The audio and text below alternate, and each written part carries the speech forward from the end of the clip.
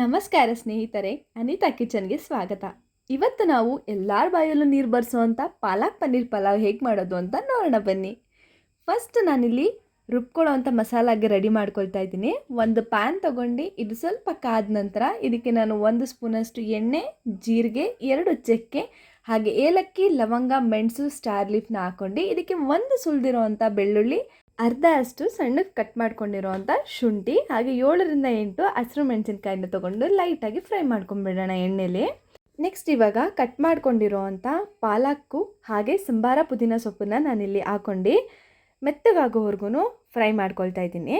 ಇವಾಗ ನಾನು ಪೂರ್ತಿಯಾಗಿ ಫ್ಲೇಮ್ನ ಆಫ್ ಮಾಡಿ 2 ಸ್ಪೂನಷ್ಟು ಕಾಯಿ ತುರಿನ ಹಾಕ್ತಾಯಿದ್ದೀನಿ. ನೆನಪಲ್ಲಿ ಇಟ್ಕೊಳ್ಳಿ, 2 ಸ್ಪೂನಷ್ಟೇ ನಾನು ಯೂಸ್ ಮಾಡಿದ್ದೀನಿ. ಇದನ್ನು ಲೈಟಾಗಿ ಫ್ಲೇಮ್ ಆಫ್ ಮಾಡ್ಕೊಂಡು ಫ್ರೈ ಮಾಡಿ ತಣ್ಣಗಾದ್ಮೇಲೆ ಇದನ್ನು ಜಾರ್ಗೆ ಶಿಫ್ಟ್ ಮಾಡ್ಕೊಳ್ತಾ ಇದ್ದೀನಿ. ಜಾರ್ಗೆ ಶಿಫ್ಟ್ ಮಾಡಿ ನಾನು 1 ಸ್ಪೂನಷ್ಟು ಅರಿಶಿನ ಹಾಕಿ ಸಣ್ಣಕ್ಕೆ ರುಬ್ಕೊಬಿಟ್ಟಿದ್ದೀನಿ. ಮಸಾಲ ರೆಡಿ ಆದಮೇಲೆ ಪಲಾವ್ಗೆ ಒಗ್ಗರಣೆ ಸ್ಟಾರ್ಟ್ ಮಾಡ್ಕೊಬಿಡೋಣ. ಒಂದು ಕುಕ್ಕರ್ ತೊಗೊಂಡು ಇದಕ್ಕೆ 2 ಸ್ಪೂನಷ್ಟು ಅಡುಗೆ ಎಣ್ಣೆ, ಹಾಗೆ 2 ಮೀಡಿಯಮ್ ಅಷ್ಟು ಉದ್ದವಾಗಿ ಕಟ್ ಮಾಡ್ಕೊಂಡಿರೋಂಥ ಈರುಳ್ಳಿನ ಹಾಕಿ ಇದು ಕೆಂಪಗಾಗೋವರೆಗೂ ಫ್ರೈ ಮಾಡ್ಕೊಬಿಡೋಣ. ಈರುಳ್ಳಿ ಹಾಗೆ ತರಕಾರಿ ಎಷ್ಟು ಎಣ್ಣೆಯಲ್ಲಿ ಬೇಯುತ್ತೋ ಅಷ್ಟು ಟೇಸ್ಟ್ ಚೆನ್ನಾಗಿರುತ್ತೆ. ಇವಾಗ ನಾನು ತರಕಾರಿನ ನಾನಿಲ್ಲಿ ಕ್ಯಾರೆಟ್, ಆಲೂಗಡ್ಡೆ, ಬೀನ್ಸ್ ಹಾಗೆ ಅವರೆಕಾಳನ್ನು ಯೂಸ್ ಮಾಡಿದ್ದೀನಿ. ಸೊ ಇದು ಕೂಡ ನಾನು ಎಣ್ಣೆಯಲ್ಲಿ ಫ್ರೈ ಮಾಡ್ಕೊಂಡು ಆಗಲೇ ಏನು ರುಬ್ಕೊಂಡಿದ್ವಿ ಅಲ್ವಾ ಗ್ರೀನ್ ಮಸಾಲ, ಅದನ್ನು ನಾನಿಲ್ಲಿ ಸೇರಿಸಿ ನೀಟಾಗಿ ಒಂದು ಸಲ ಮಿಕ್ಸ್ ಮಾಡ್ಕೊಳ್ತಾ ಇದ್ದೀನಿ. 2 ಸ್ಪೂನ್ ಅಂತ ಯಾಕೆ ಹೇಳಿದೆ ಕಾಯಿ ತುರಿ ಅಂದರೆ ನಾನು ಇವಾಗ ಇಲ್ಲಿ ತೆಂಗಿನಕಾಯಿ ಹಾಲನ್ನು ಬಳಸ್ತಾ ಇದ್ದೀನಿ.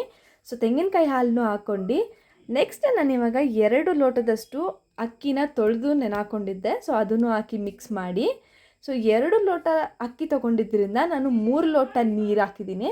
ಬಿಕಾಸ್ ನಾನು 1 ಲೋಟ ತೆಂಗಿನಕಾಯಿ ಹಾಲನ್ನ ಹಾಕಿದ್ದೀನಿ. ಹಾಗೆ ಈಗ ರುಚಿಗೆ ತಕ್ಕಷ್ಟು ಉಪ್ಪನ್ನ ಸೇರಿಸಿ ಲಿಡ್ನ ಕ್ಲೋಸ್ ಮಾಡಿಬಿಡೋಣ. ಸೊ ಇವಾಗ ಪಲಾವ್ ರೆಡಿ ಆಗಿಬಿಡುತ್ತೆ. ಬಟ್ ಇದಕ್ಕೆ ಮೇನ್ ಇಂಗ್ರೀಡಿಯೆಂಟ್ ಬೇಕಾಗಿರೋದು ಪನ್ನೀರ್. ಸೊ ನೆಕ್ಸ್ಟ್ ನಾನು ಇವಾಗ ಪನ್ನೀರ್ನ ರೋಸ್ಟ್ ಮಾಡ್ಕೊಬಿಡ್ತೀನಿ. ಸೊ ಒಂದು ಪ್ಯಾನ್ ತೊಗೊಂಡು 1 ಸ್ಪೂನಷ್ಟು ತುಪ್ಪ ಹಾಗೆ ಸಣ್ಣಕ್ಕೆ ಸ್ಲೈಸ್ ಮಾಡ್ಕೊಂಡಿರೋ ಅಂಥ ಪನ್ನೀರ್ನ ತೊಗೊಂಡು ಇದನ್ನು ಲೈಟಾಗಿ ಬೋತ್ ಸೈಡ್ ನಾನು ಇವಾಗ ರೋಸ್ಟ್ ಮಾಡ್ತೀನಿ.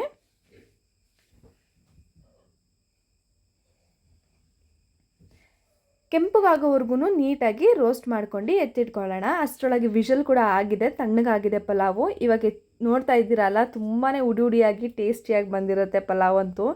ಇದಕ್ಕೆ ನಾನು ಪನ್ನೀರ್ ಮಿಕ್ಸ್ ಮಾಡ್ಕೊಂಡು ಇವಾಗ ಮಿಕ್ಸ್ ಮಾಡ್ಕೊಳ್ತಾ ಇದ್ದೀನಿ ನೋಡಿ.